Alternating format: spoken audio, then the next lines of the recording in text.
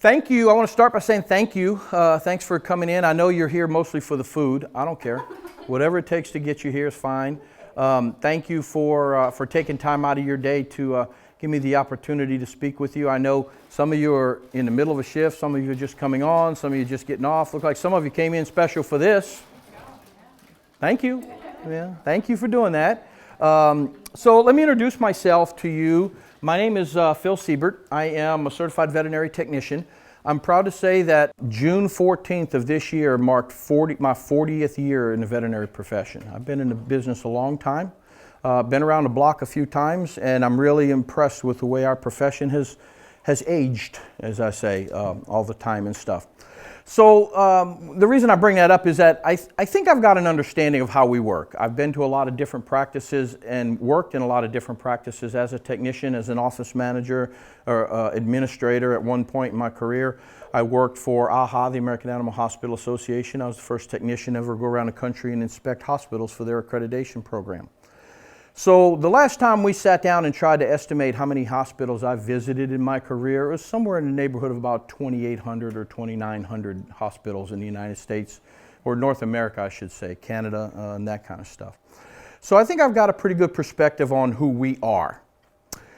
For the last probably 15 years or so, almost 20, I have worked exclusively with veterinary hospitals, helping set up their staff safety programs and government compliance programs, DEA, and all of that other kind of stuff. And I think we've been successful at it because I understood the profession before I tried to understand the rules. And so that's what I'm trying to do here today, is I'm trying to bring you some balance to things. You notice that the topic we started with was self-preservation. And I came up with that topic because, or that title for the topic, because over the years I've been doing this, I've noticed that we attract a certain type of person in this profession. How many people, answer this one, how many people are here because the pay and benefits were better in this profession than in any other thing I could do? I get that every time, right? Why are we here? We love animals. We're here because we love animals. It's a calling. So what I've learned is that over the years I've seen folks do things that they shouldn't do, and they wind up getting hurt in the process, but because of their compassion for animals, they tend to place their needs on a lower level than everything else. And that's not a way to do it. There is a way to make sure that your patients come first, but it's not self-sacrifice. So here's kind of the big picture. We're going to get into details here in a minute, but here's kind of the big picture of things, all right? So our safety program is designed not to eliminate all risk, because we don't think that's achievable. There's no job in existence that has no risk to it whatsoever. Every job we do, every task we do, everything we do in life has some risk to it. But what we're trying to do is we're trying to find a balance. We're trying to maintain a balance for three things. The first thing we're trying to balance the need for is productivity, because we don't like to think of it all the time, but the business is a business. We have to make a profit. We have to be productive. If we don't make a profit, oh my God, that's a dirty word, right? But if the business doesn't succeed, we have no job. We have no place for patients to come. So the reason for our existence is taken away from us. So we recognize that you have to be proficient, you have to get the job done. We can't stand around all day, well, can't do that because it might not be safe. Let's get, 14 safety meetings to get stuff. I used to work in construction in my earlier life as a teenager. And I can tell you that the construction world is either feast or famine. They either are gangbusters or not. But when you get into like the industrial construction and stuff like that, you actually get about 2 or 3 hours work a day, because the rest of the time it's all set up and checks, and safety guys have to approve things, and we don't want to get like that. We need to be productive. We also need to maintain a certain level of quality. We need to make sure we do a good job for our patients. Patient care is our purpose in life, so that's important. But we also need to balance both of those things with our need to protect ourselves. It's a common trait amongst people in this profession to be able to put the patient's needs first and to dive in with both feet, kind of thing. But think of it this way. If you get hurt and you can't work, How many patients are you going to help? None. How's that going to work on your family? How are they going to pay the bills? You know, all of that stuff, we have to maintain a level of balance. That's everything. If you get nothing else out of this, that's what I want you to hear. You need to put a balance in things. The patient's needs are important and the business's needs are important, but our needs are important as well. And we need to work constantly, strive toward getting that balance right. Okay? And that's what we want to do. Now, obviously we're talking about keeping people from getting hurt, preventing accidents, preventing injuries. And when we analyze, just like in medicine, when we look at empirical data and we study disease trends and we study things on why do animals get sick or people get sick and why does this happen in medicine and stuff, we analyze the data. Well, we do the same thing on the insurance side and safety side. You know, there's all this data out there with respect to people getting hurt on the job, stuff like that. So when we look at this data, there's a few things that pop out at us. The first thing is that most accidents aren't the result of a single problem. Most accidents that occur, injury accidents that occur, happen because at least 2, usually 3, things fail.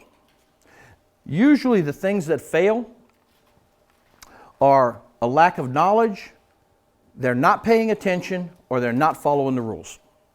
When folks get hurt, it's usually a combination of those 3. Now, sometimes it may just be 2, but for the most part, it's usually all 3. A lot of people get hurt because they try to do something that they're not capable of doing or they haven't been trained to do.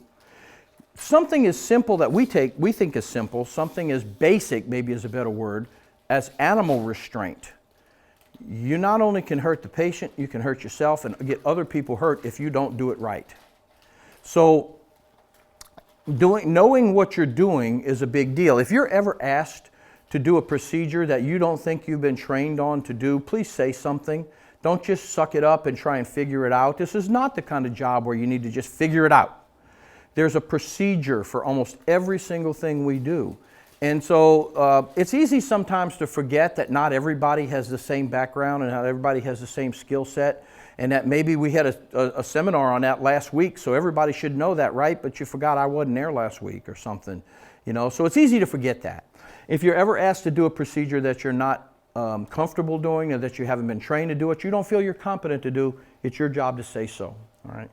Now the other big one, it's well within your control, is you got to pay attention to what you're doing.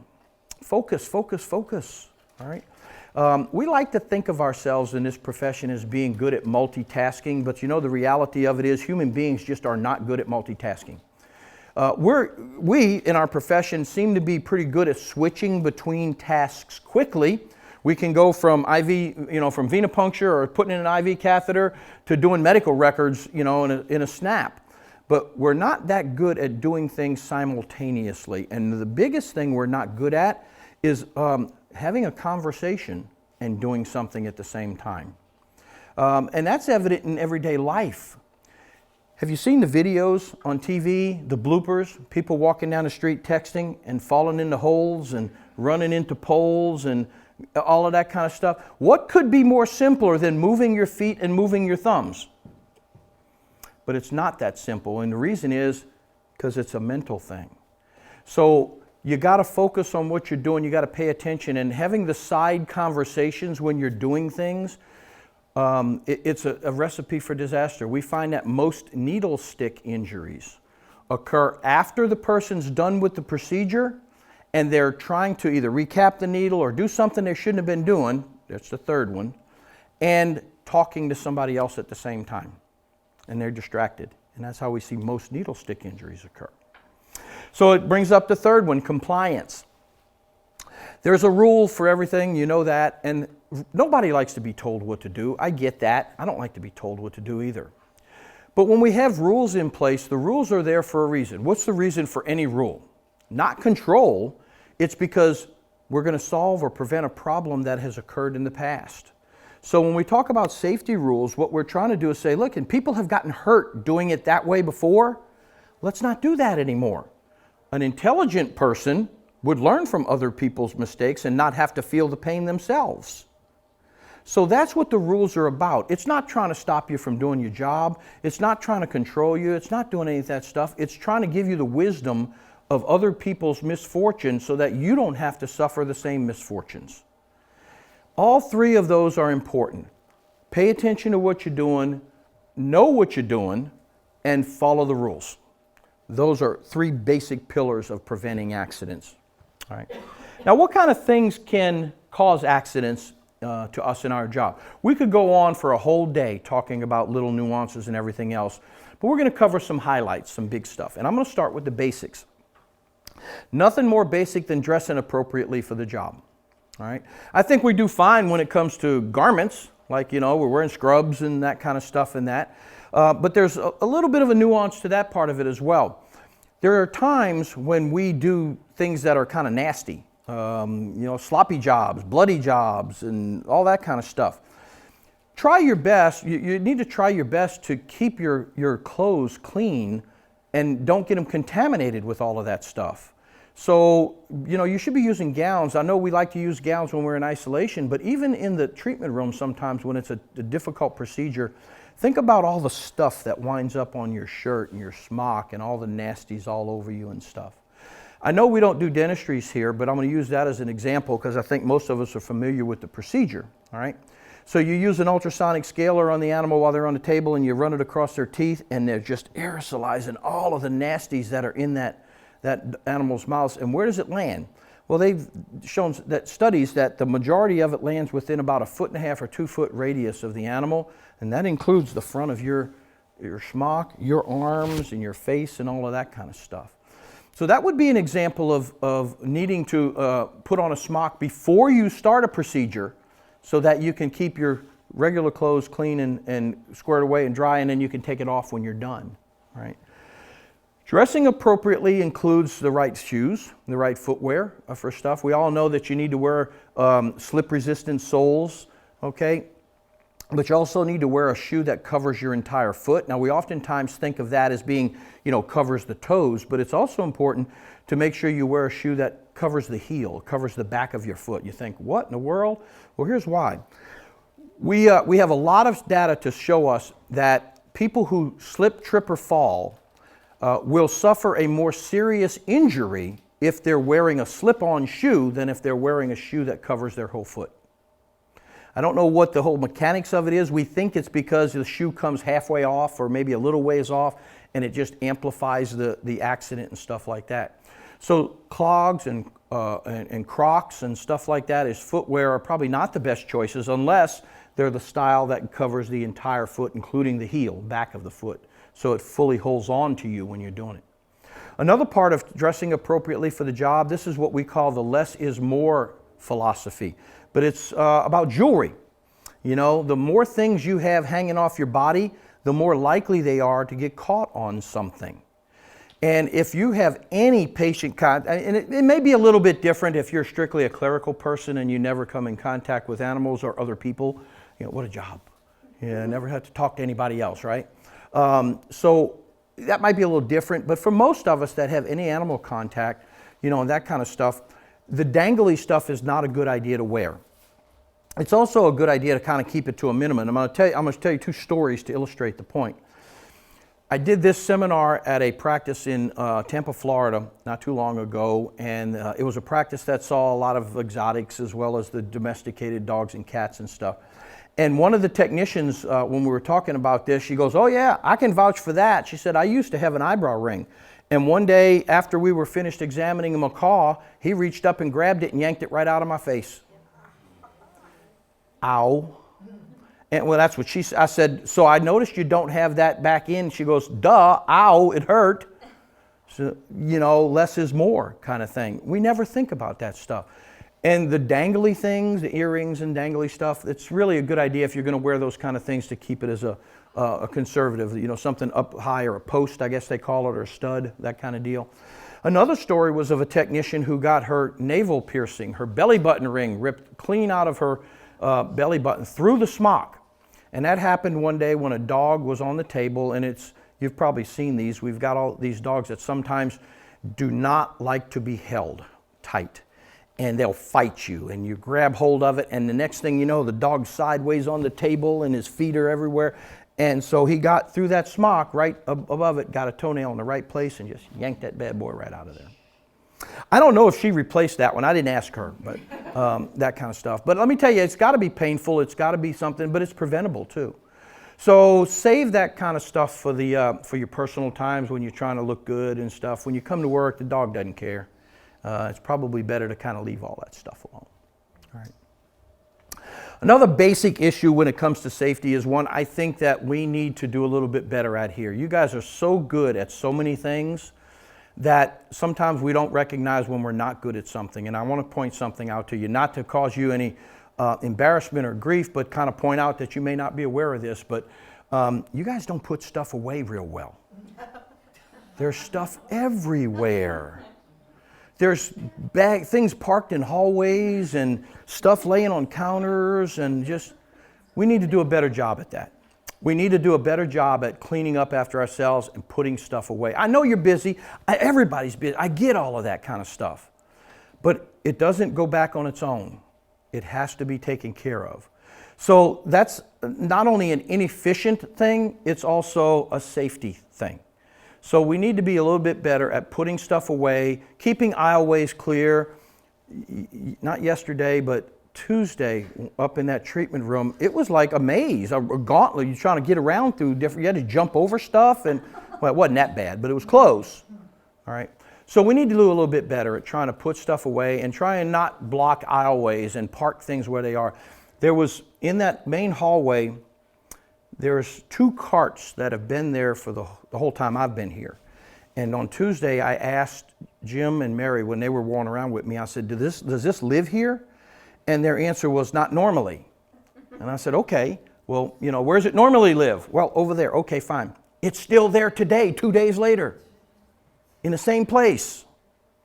We need to do a better job at picking up after ourselves and putting stuff away. All right, we need to do better than that. All right. Now, the cleanliness part of it, we do a pretty decent job at most of that kind of thing. Now, the second issue that I'm going to beat you up on is food. I'm going to tell you, you're probably the worst one I've seen in years. You've got food everywhere. So on Tuesday, I went around I was looking at all the cabinets and doing the hazard materials list and stuff. You have more candy in drawers than a grocery store.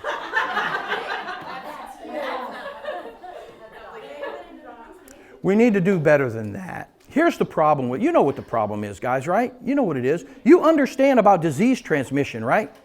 So you got this big, great surgery department back there with those massive doors.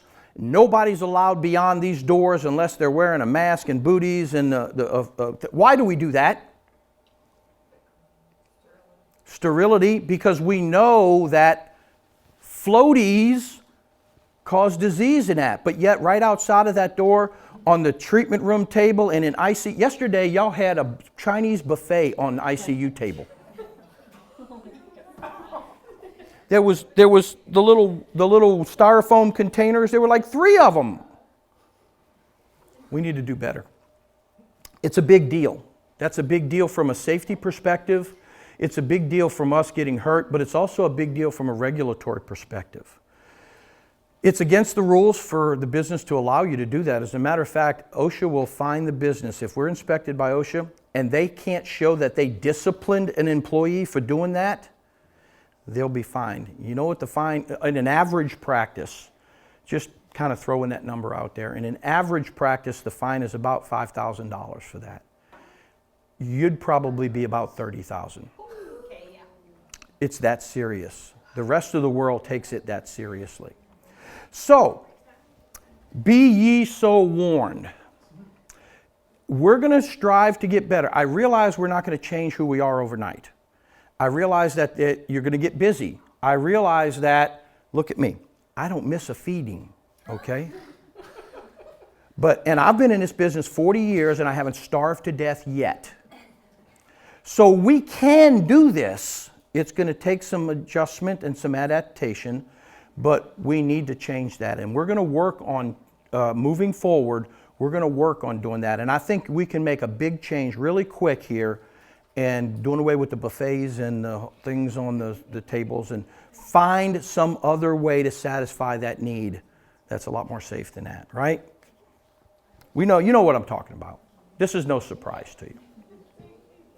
So when we talk about safety, we always have to include this discussion about, fire and fire prevention and stuff. And the reason we do is because I can't think of something that is more catastrophic and something that we would have as little control over as a fire, a building fire, that kind of stuff. Now, the bad news is that hospital fires in the United States, veterinary hospital fires in the United States are becoming more frequent. In the last 10 years, we have had more veterinary hospital fires in this country than we had in the 30 years that preceded that. The overwhelming cause, the number one cause, what do you think? What do you think so? Number one cause? The dryer. That's number two. Electricity.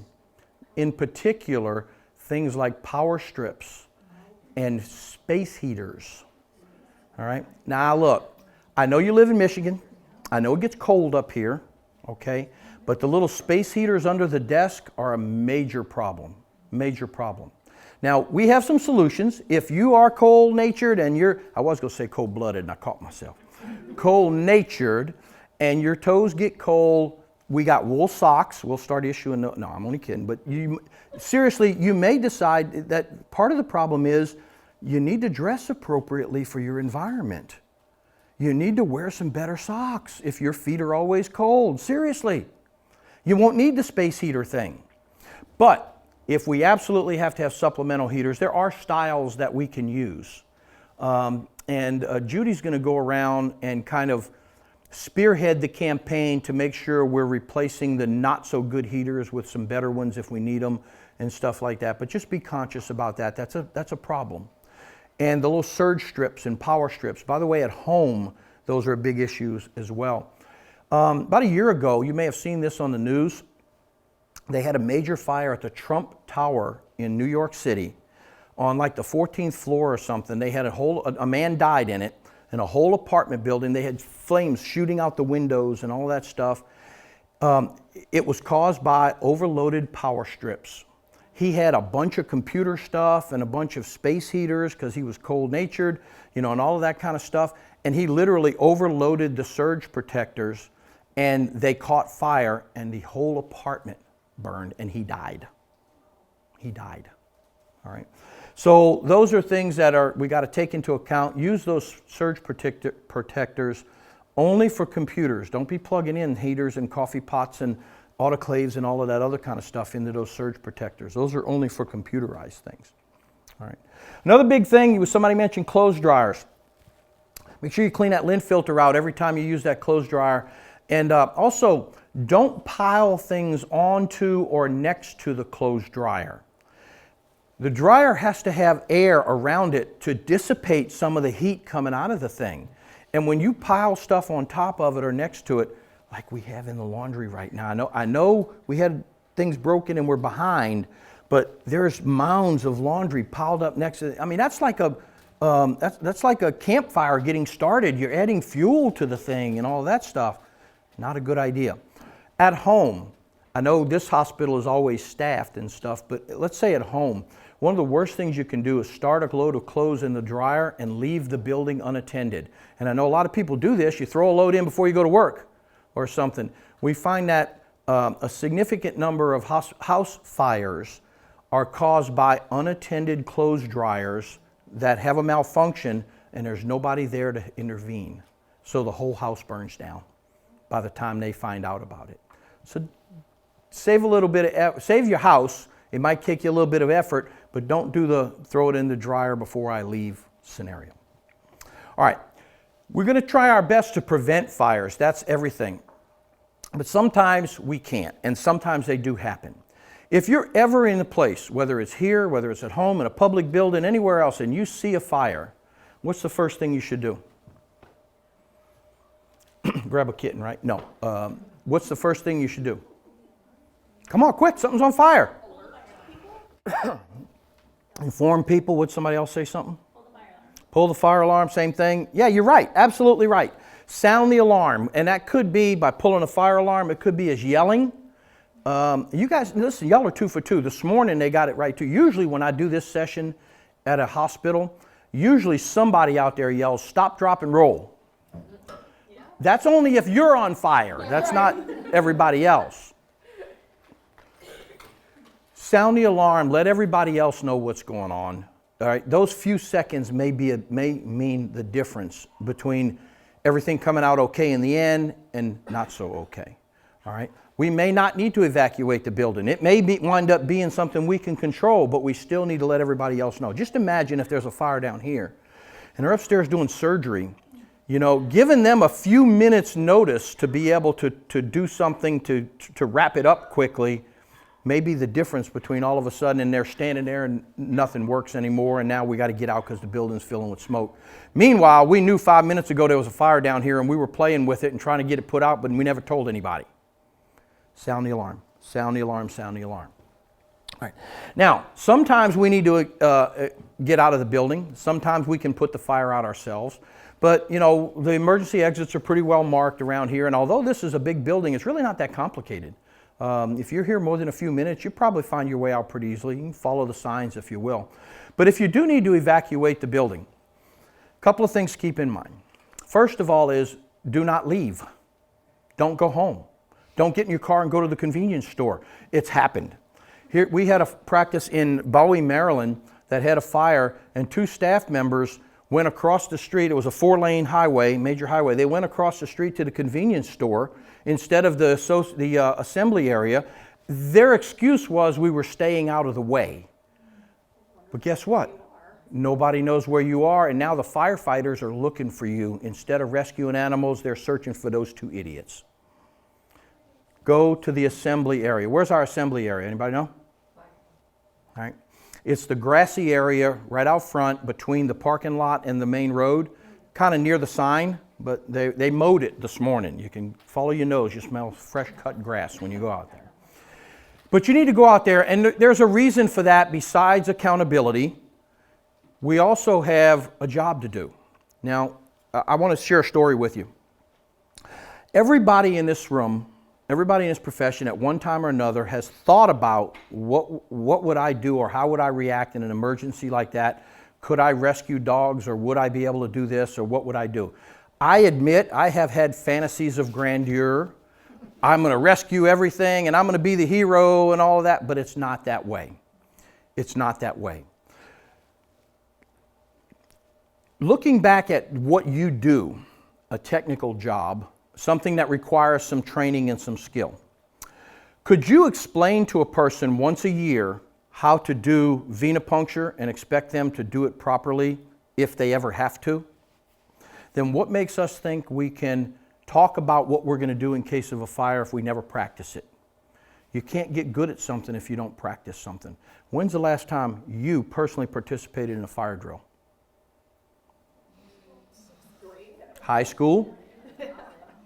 Yeah, school, maybe. Anybody have a friend or a relative that's a professional firefighter? I do, and they train constantly. Every week when they show up for their training, this is a volunteer fire department now. Every week when they show up for training, they have a different scenario they have to practice. One time, we were talking a little while ago about Cub Scouts. One time, we were in a den meeting with our Cub Scouts at the church that sponsors us, and this was probably in December because it was dark outside at 6:30 or something. And the next thing you know, we see flashing lights in the parking lot, red flashing lights, and we look outside and there's fire trucks filling the parking lot. Oh my God, what are we doing? We got all the boys together and we hustled outside and everything, and as soon as we showed up, the fire chief was out there and he goes, "Oh, I didn't know y'all were there. Never mind, everything's good." He says, this was on our list to respond to for our training session was to what would we do to respond to a fire at this location. And so we hadn't practiced it in a while, and we were here to practice it. We've never done anything like that. By the way, that den meeting went down here real quick. Once the boys got outside and started getting on the fire trucks and all that stuff, whatever else we had planned was done. But we did get an achievement out of that. We did get something out of the thing for that stuff. So we need to leave the rescue duties to the professionals. And what we need to do is concentrate on our job, which is going to be caring for them once they get rescued. When the firefighters rescue the animals and they come outside with them, they're going to want to give them to somebody. That's our job. That's what we're uniquely qualified to do. That's what we need to be getting ready to do. So here's the bottom line. If the fire alarm goes off and an evacuation is ordered, if you are in possession of an animal, literally in your arms or on a leash walking with you, just walk on out the door and everything's going to be fine.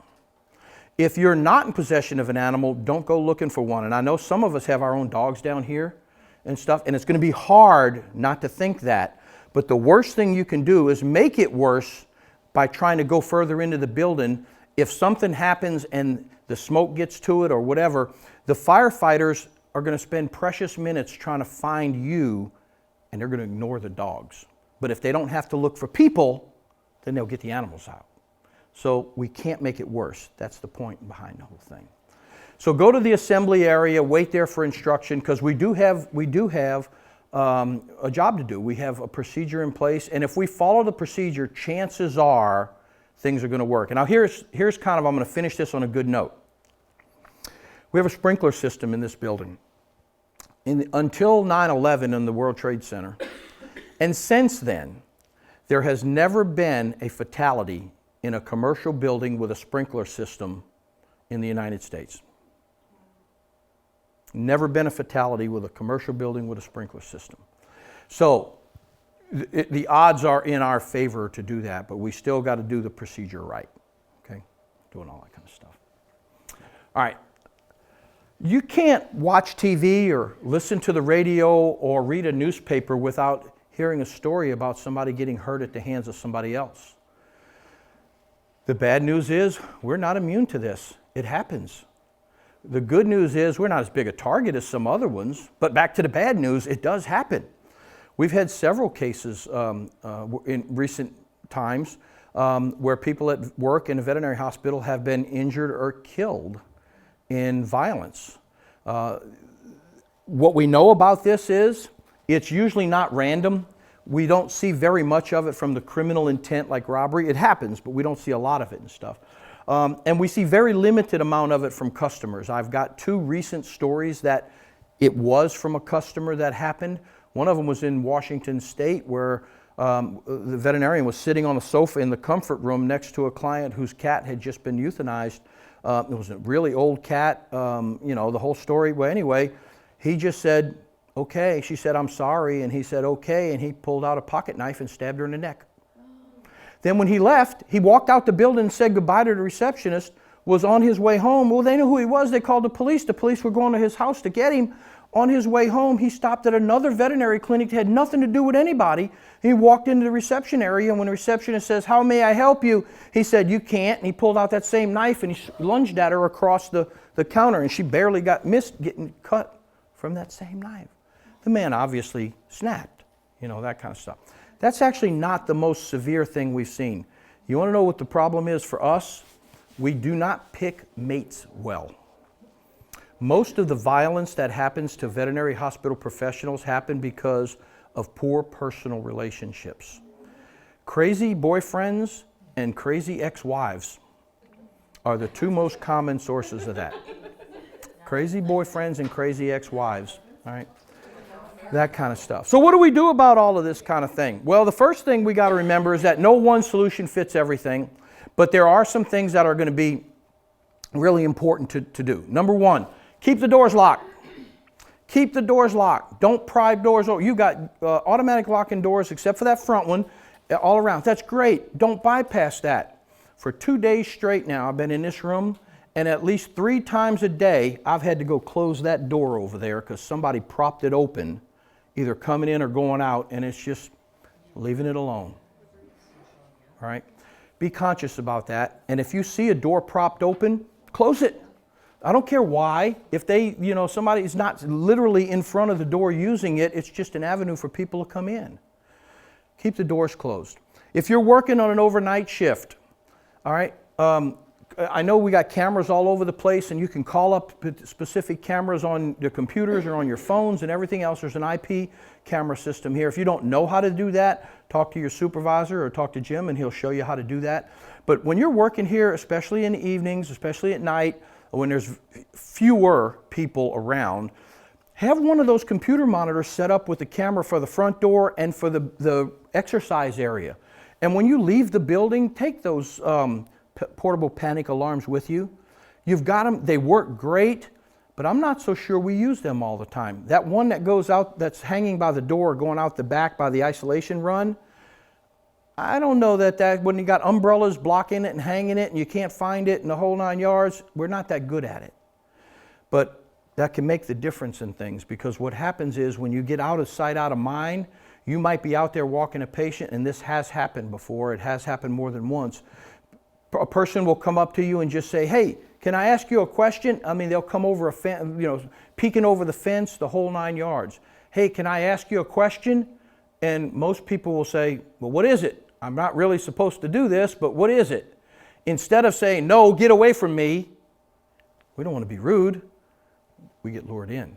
And the next thing you know, it's too late. It's too late.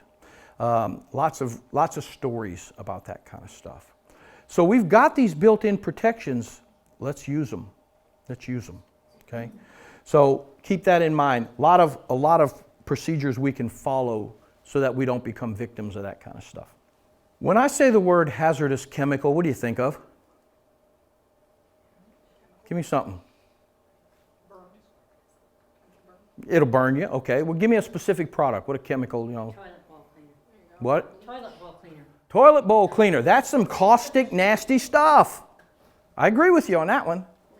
I think of formaldehyde, stuff like that. Drano. Yeah.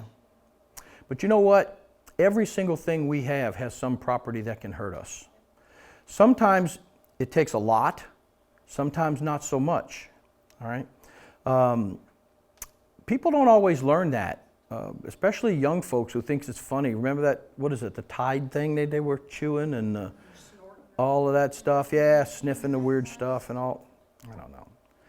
So we need to be smarter than them when it comes to this kind of stuff and that.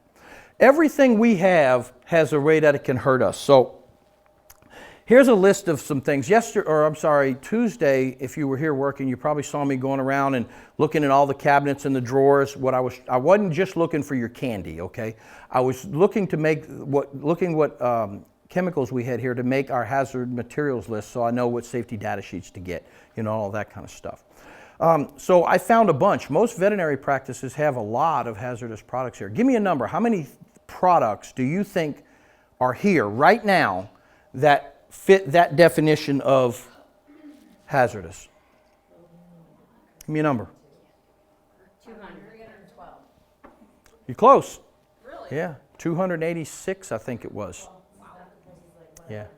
Yeah, and there's probably a few that I missed because they were well hidden or they were out of stock or that kind of stuff in that. So about 300 is really there. That's a lot. Most factories have a dozen. They might have 200 million gallons of it, but they don't have that variety of things. Ours consists mostly of drugs and medications, cleaning and disinfecting chemicals. That's the majority of the things that we have here. Of all of these categories, which one do you think we often misuse the most? Yeah. So we often misuse the disinfectants and the cleaning chemicals for a number of reasons. We often think that, well, I can mix it stronger and it'll be better. So instead of an ounce to a gallon, I usually about 3 ounces to a gallon thing. That doesn't help. That doesn't make it any better. We often misuse it because we think since we use it all the time, it's not that big a deal. That familiarity breeds contempt. Well, there's another part of it that says familiarity breeds complacency when it comes to that. But when you think about a disinfectant and chemicals like cleaning chemicals and disinfectants, what's their job? What are their purpose in life? Kill things. Now, fortunately, the germs die at a much lower exposure than we do, but nonetheless, its purpose in life is to harm living things. So we got to even take things like the toilet bowl cleaner, but even things like the chlorhexidine and stuff, which we look at as kind of like almost water sometimes the way we treat it. It still has properties that can hurt us when it gets into that kind of thing. So here's kind of the required part of it. There is a law called the Right to Know Law, regulation that's called the Right to Know Law, that says we have to tell you that you are exposed to hazardous products in your job. Duh, you didn't know that? I think most of us did, but we're telling you that anyway. And just so you know, we have compiled a list of all the hazardous chemicals that you can be exposed to here. There's 286, I think is what it is, products on that list. I'll show you where to see that list here in just a few minutes when I can. For each product that's on that list, we have or are in the process of obtaining a safety data sheet.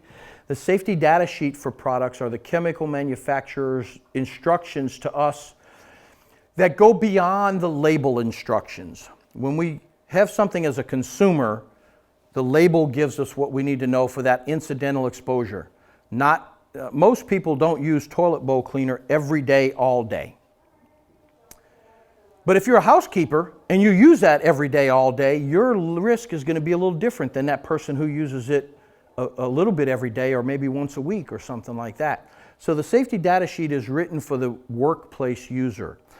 They look complicated, and most of the stuff on there it's got the temperature at which it burns and the flash point and the specific gravity and all that. Okay, those are all fine for probably engineering stuff, but for the everyday user in the workplace like ours, the two sections that are most important, I think it's section 8 and 10, look it up, but it's the one that says health hazards. Look at the SDS for the products that you are exposed to every day. You may be shocked at some of the things they tell you that you should avoid doing when you're using those particular products. All right? So take the time to do that. We also are going to be on a quest to label products. We've not done a good job at this in recent years, but that's kind of an easy fix. When we buy something and it comes in a bottle with a label on it, all the information you need is on that label, but sometimes we take it out of that bottle and we put it into another bottle, a squirt bottle or something like that to clean tables or windows or whatever else we're doing. We need to make sure we label that bottle. People shouldn't have to guess what's in there, all right? So we're going to get on a quest. I think it's, Danielle, help me out, who was going to do labels? Brianna's going to do labels. If you need help labeling a bottle, Brianna is going to be the one that's got all the labels. We got a whole stack of them somewhere. Oh, I just gave them to Mary. That'll show you. We're going to stick these little labels on, and it'll be easy for you to see what's in the bottle and all that kind of stuff. It'll be easily identifiable as a hazard material. There's a picture of it in your workbook too, by the way, so just so you can see. All right. Also remember this. The drugs that we use for our patients are designed to alter our patient's body. And when we get exposed to those same drugs, changes happen in our body. Now, hopefully we're not exposed to them at therapeutic levels, but even the incidental stuff. And what mechanism is the most likely and most frequent way we are exposed to drugs in our job? Dermal absorption is the second most likely.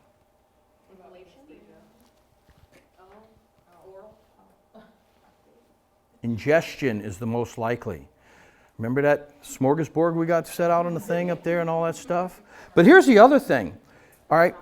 The residue on your hand from handling a bottle, all right? When you don't wash your hands after handling a bottle of medicine, the residue that's on your hand could be absorbed through the skin, and some of it does get that way. But it's more likely that the next time you pick up a donut or you snack on something or do that, take a piece of gum out and put it in your mouth, you're more likely to be exposed to it. To show you where we got this data, they did a study at Boston University Hospital in the oncology ward. This has probably been 10 years ago that they published this study. And they found that of the nurses who worked in that ward, the nurses who chewed gum regularly or who snacked regularly or who smoked had up to 30% more of the concentration of the drug in their body than the nurses who did none of those things. 30% more. And it's because of the residue from the bottle, the residue from everything. Things like, you get it on your hands, and we all use the same computer boards, keyboards, and all. That's one of the nastiest things there is computer keyboards with that kind of stuff. So, be careful. Drugs are out there. We need to practice good personal hygiene. And it's not only chemo drugs that can cause us some problems. The National Institute of Occupational Safety and Health publishes every 2 years a list of drugs commonly used in medicine that have a harmful effect to medical workers. And it could be a cancer effect, like a chemo drug, and what they call an anti-neoplastic type thing. It could be an effect on reproduction. One of the most common ones we see are the drugs now actually cause, or a significant number of the drugs we see used in medicine today affect a person's ability to reproduce. A female as far as conceiving, and a male as far as producing viable sperm.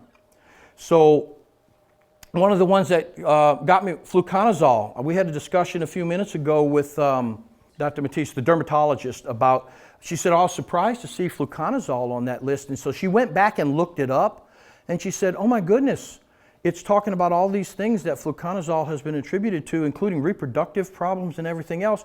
And then her comment was, they prescribe that to women for yeast infections all the time, but yet it has these dangerous properties to it. But think about the person who's exposed to it on the job every day. It's going to be a little bit different. So what are you going to do with all this kind of stuff? What's the best solution? What's the best thing? Yeah, wash your hands, wash your hands, wash your hands. You can never go wrong to put on a pair of gloves. You can never go wrong putting on a pair of gloves. Here's a little tip though. When you're done with the procedure, when you're done handling the drug and the medicine, take the gloves off. Don't go type on the computer with the gloves on it. Don't go pick up the medical record and make entries in the medical record, or use your pen. It does you no good to wear gloves. Then pick up your own pen, make an entry in the record, later take the drugs off, and then you take that same pen later and go,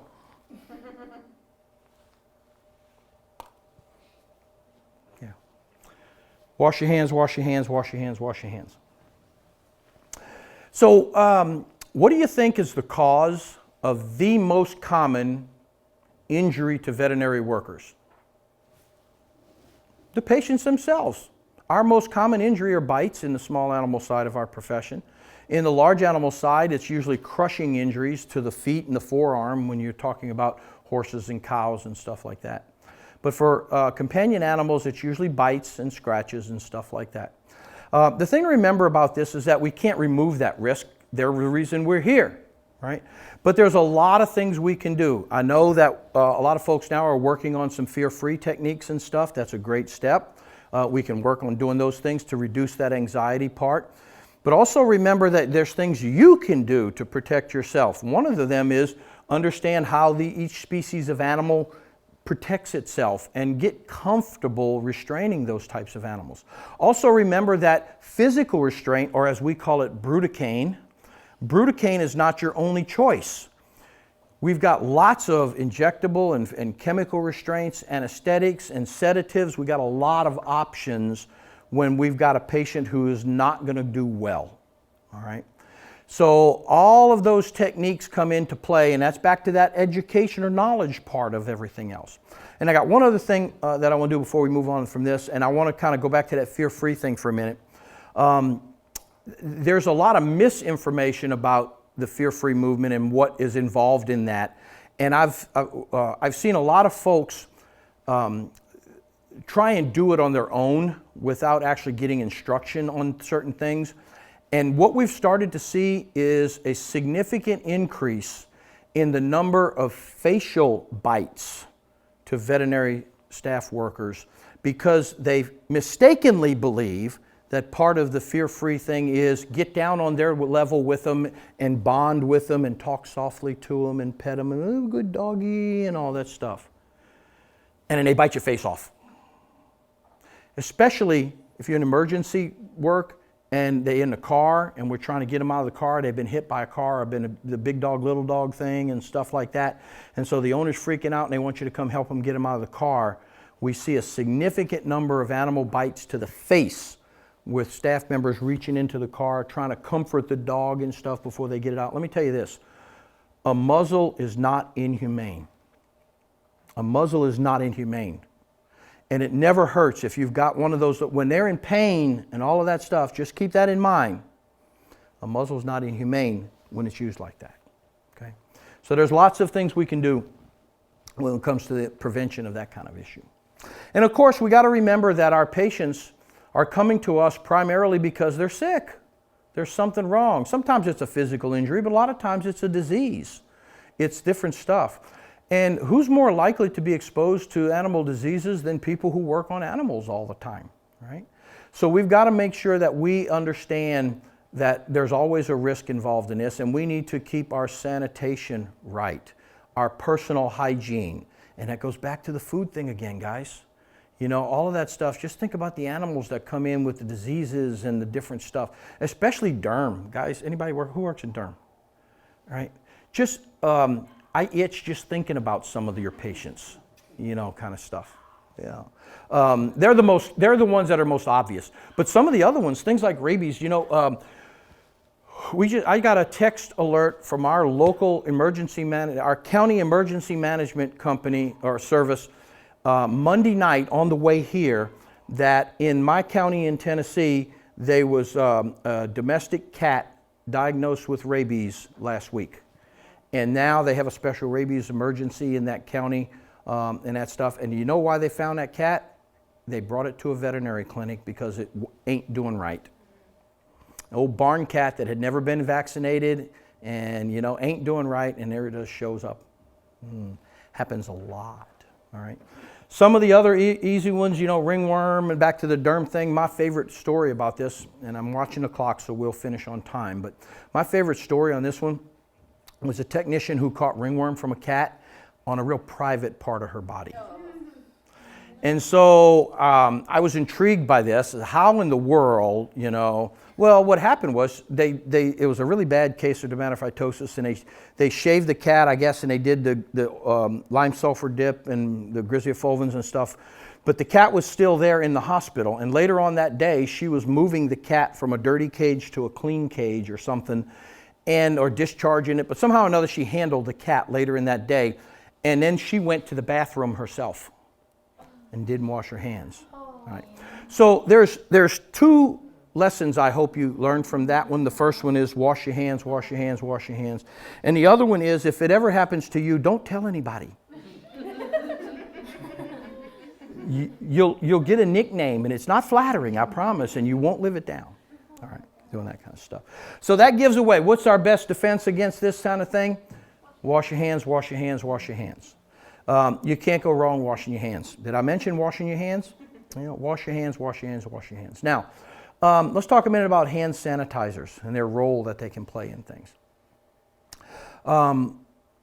They're not a substitute for hand washing because they do not remove anything, and because they have to come in contact with the pathogen on that level in order to be effective. And one of the biggest things that stops the sanitizer from coming in contact with the pathogenic organism is dirt.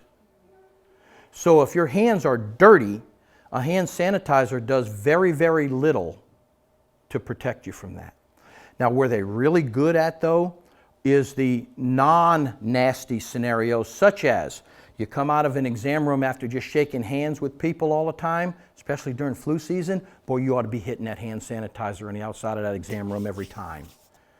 If you work at the reception desk, sanitizers are your best friends. All the nasty places people keep their money and their debit cards. Let me tell you this, I'm a scoutmaster. I've worked with teenagers for 20-something years now. That debit card or that dollar bill that they're handing you, I probably have seen places it shouldn't have been. The boys will put it everywhere, and it ultimately winds up to you. We see people walking up with dollar bills in their mouths and and trying to get you all sorts of nasty stuff.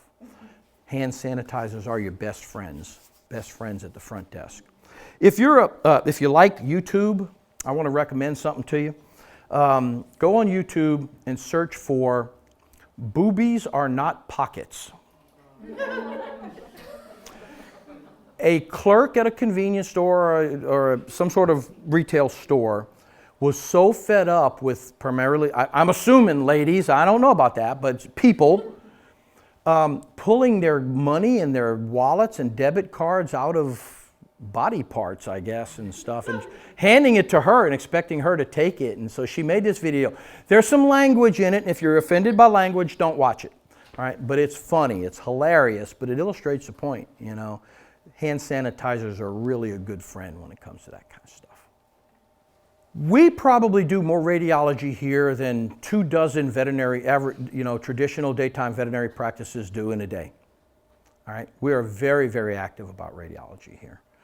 For the most part, I think we do a good job. There's a few things we need to tighten up on a little bit, and the biggest one we need to tighten up on, gloves. Need to get a little bit better at wearing gloves. Some of us do a good job, some of us not do a good job, but we need to do a little bit better at that. So, yeah, so when Danielle comes to spank you figuratively because you messed up, okay, let's take it seriously. We could do a better job. And I've heard all the excuses. I've heard them all. Here's a picture. A board-certified surgeon, those fingers belong to. All right? Do you think all them initials after his name means anything in that? Nope, his finger's going to fall off just as fast as everybody else's. I got some good pictures for you. All right. So let's do a better job. And I know the excuses. Oh, I can't do it. Oh, it's cumbersome. Oh, I can't do it. Back to this. How do you get better at something? You got to do it. You got to learn. You got to make yourself do it. You got to practice. Got to wear those gloves. All right? Got to wear those gloves. So we just spent the last hour talking about all the reasons you should find another job. We talked about all the bad stuff, but let's put this in perspective, okay?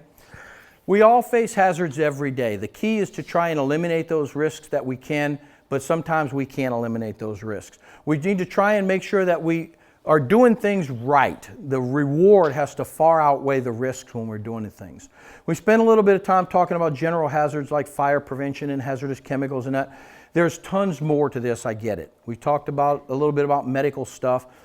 I want to wrap it up with this, but I got one more thing to do after this. It's okay to enjoy this profession. This is one of the most rewarding careers I can imagine, and I think most of you agree with that. Who else gets to handle dogs and cats and do that? And although we see them in terrible condition, how many of the people can have the satisfaction of taking care of one of them and healing it? I just can't imagine doing anything else. But you don't need to kill yourself doing it. And the only one that can protect you is you. And we do that by know what you're doing, pay attention to what you're doing, and follow the rules. That's the secret formula to being around the profession for a long time to come and not being on disability because you got hurt on the job. That kind of stuff. All right. I want to show you one thing before we dismiss, and we got another minute and a half to go here. Everybody's got a workbook. You should keep that workbook. It's yours to keep. You can doodle on it, write it, use it for a coaster, whatever you want to do. I don't care. But pay attention to the last 4 pages because there's a quiz. It's only like 60 questions or so. So it's not that much. It won't take you that long. The overwhelming majority of them we've talked about already, but most of them are verbatim right out of that book. Some of them, on the other hand, are not. For example, question number 3 says, the safety director at my hospital is. Well, how are you supposed to know that kind of stuff? Here's how. You may not be able to do it right this second because we're not done with it yet. We're putting together a safety center on the computer. We're putting it on the P drive or the public drive, I guess you call it, so it's accessible to everybody. We're going to put a little icon. This is how I think it's going to work. If it's tweaked a little bit, we'll tell you. All right? But we'll put a little icon like that green cross up there on the desktop of the various computers. And when you click on that desktop, it works just like a website. This is not out there on the internet. This is not a website. It's accessible from anywhere other than in this building. All right? So this is a safety center for us, but this is ours. And if you look right here on the left-hand side, here's your menu. A couple of things I want to point out to you. For example, the safety manual starts right there with just an introduction that says, here's why we're trying to accomplish that. But if you scroll down, it's got all these sections to it, and it talks about hazardous chemicals, formaldehyde, hazardous drugs, ethylene oxide, severe weather, fire prevention, inhalation anesthesia, and all of that stuff. So looking at this one, let's talk about anesthesia, for example. If you press this, this is a short, sweet, and to the point. Here's what the problem is. Here's what you should always do or not do. And here's who can give you some extra information. For example, anesthesia, the first 2 paragraphs is the problem. You start getting into here, the always and never stuff. Then, is it any surprise that Heidi's the coordinator for the anesthesia thing right here. And then there's resources at the bottom. But one of the things that we've put in here is we tell you to do a leak check on your anesthesia machine, but now we've got a video that you can actually watch on how to do that kind of thing.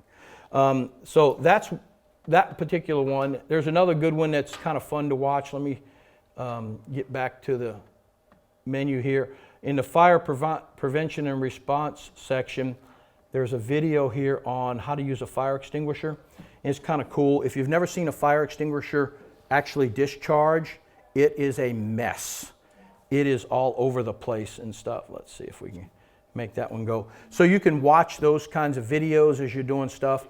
I mean, look at the mess that they imagine doing that inside in a building. That kind of stuff. All right, so lots of that stuff, but this is where you're going to find details about our safety program. So back to that number 3 question, who's the safety director at our hospital? If we start here at the safety manual and just go from the first one to the last one, we'll start with the general section. Oh, look, very first sentence in the very first paragraph of the very first page, there's your answer, all right? So some of these you'll get off of the Safety Center. Some of them you'll get out of the book. Some of them we've talked about, all right? That kind of stuff. But I want you to spend a little bit of time looking at this. Take a picture. Here's our floor plan, our fire. If you've worked here for more than a few minutes, you probably already know that kind of stuff. And then finally, I want to show you this one, our safety data sheet library. So I went through on those 286 odd things that we find all over the place that are hazardous. We've got the SDS for all but of about 10 of them I think I'm lacking. I'm still working on getting. But the overwhelming majority of them are already on there. So if you want to look about, for example, Biomox suspension, just press the button and it comes right up to you. So you don't have to go searching. You don't have to find binders, all of that other kind of stuff. It's accessible from every place. And when you're reading one of these SDSs, the big ones that I was talking about before comes into number 8 is the exposure control section and how you should be handling it and stuff like that. First aid measures, there it is, the target organs and what it's done and everything else. That's section 2, the hazards identification. So spend a little bit of time looking at the ones that you are exposed to all day, every day, to get those things done. All right.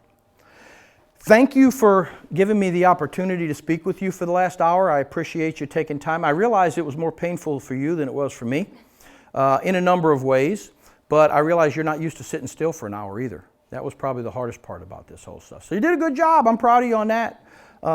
So if you have questions that you need help with, remember this. I don't work for the government. I work for you. My job, I'm a consultant for this hospital. And my job is to help you find solutions to problems. And if you're experiencing a problem, go to one of the leaders in the practice. If you're having a radiology issue, go to Danielle. If you're having an anesthesia issue, go to Heidi. They're experts in this field. They can help us do that. But if you get to a point where you just don't know what's going on, don't be afraid to ask me. I certainly would not have a problem answering questions. My email address and everything's on the back cover of that. I get emails all the time. I will do my best to help you get the right answer. That's what we're there for, all right? Any other instructions? Make sure you logged in. Make sure you clocked in. Yeah, make sure you're punched in. If you didn't punch in for this, punch out, punch in and punch out now, right? You're in time. Make sure you're signed in on the sign-in sheet. Do not write your test answers in your booklet. Yeah, your book will fall apart. Page out, yeah. You'll lose your booklet, so they want you to put it on a separate piece of paper. It's due in 1 week to Mary or Jim, and you have to get 100 on your test. Yeah, you have to get 100, but if you no, that's my rule. If you miss one, here's why. This is not like the driving test. I'm just appalled that a person can make a 70 on a driver's test and still drive. That's why we have the problems we have today. You should get 100. So anyway, we don't want something that you didn't know or that you got wrong to be the thing to hurt you. So it's not like you only get one crack at it either. If you miss a question, we'll point you in the right direction. And when you're satisfied and we're satisfied that you get it, you're good at it. No, that sounds like an enticement. Don't tell them that. All right. Get out of here. Y'all are done.